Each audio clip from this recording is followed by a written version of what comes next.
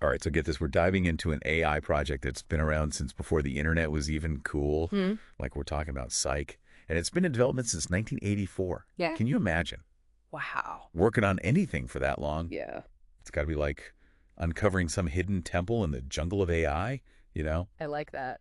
And today, we're going in. Yeah. Our guide for this deep dive is a recent article by Ian Fisher taking us through Psych's history and how it's still relevant even with all this ChatGPT stuff going around. Definitely still relevant.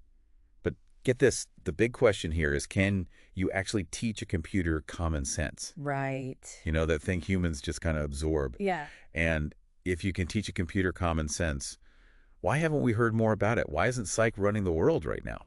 Well, the thing about Psych is it really shows you this basic problem in AI. Like, early AI was good at following instructions, but they didn't really get the world. Right. Like, they were missing that common sense we get as humans just from, living life. Totally. And it's like that aha moment you get reading the article about Tom and Joe, Yeah. like how the word he meant two different things depending on what the sentence was talking about. Uh-huh. We get it instantly as humans, but older computers would have tripped up right. Exactly. Those little differences were something that early AI just couldn't deal with. And that's where Doug Lenat, the guy who made Psych, comes in. Yeah.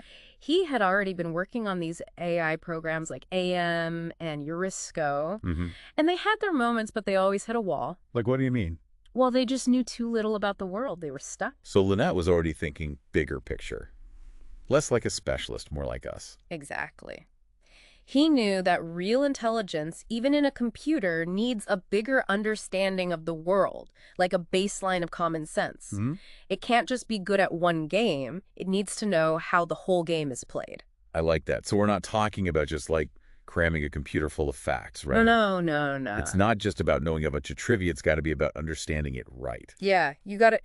Psyche isn't just some giant encyclopedia. It's more like it tries to get how we understand the world, how all those facts actually connect with each other. Now you're speaking my language. Yeah. But how do you even build something like that? The article mentioned these things called frames. Right, frames. Sounds kind of technical. It is. But you think of it this way. Imagine you're organizing a ton of research.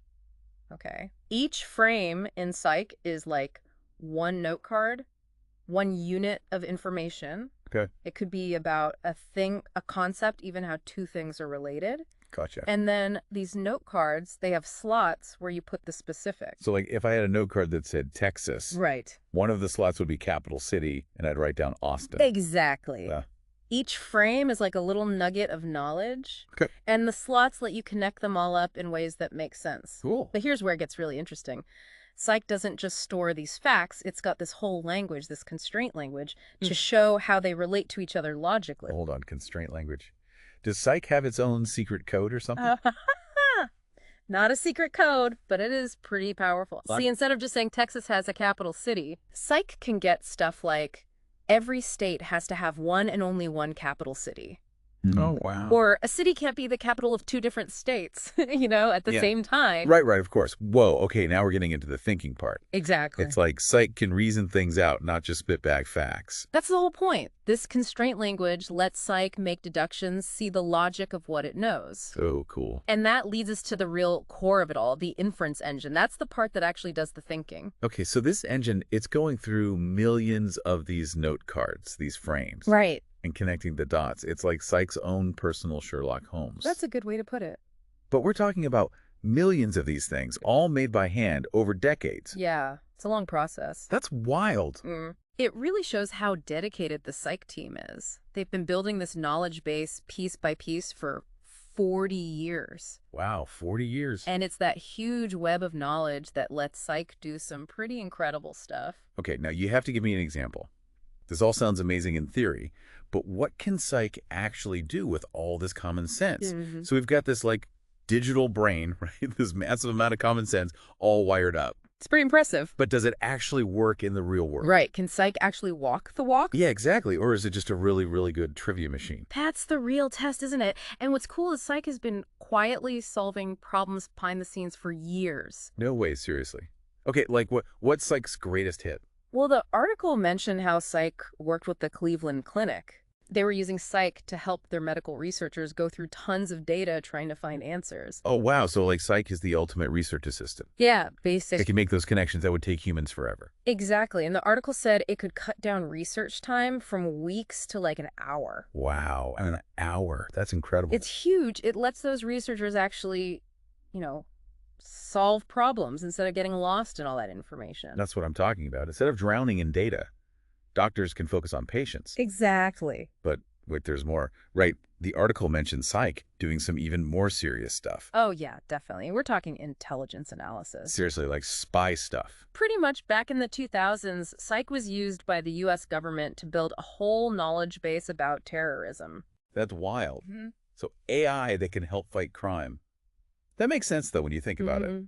You need something that can see patterns, connect the dots. Yeah, exactly. Something that can understand things that humans might miss. Like psych is the perfect partner for a detective. Uh-huh.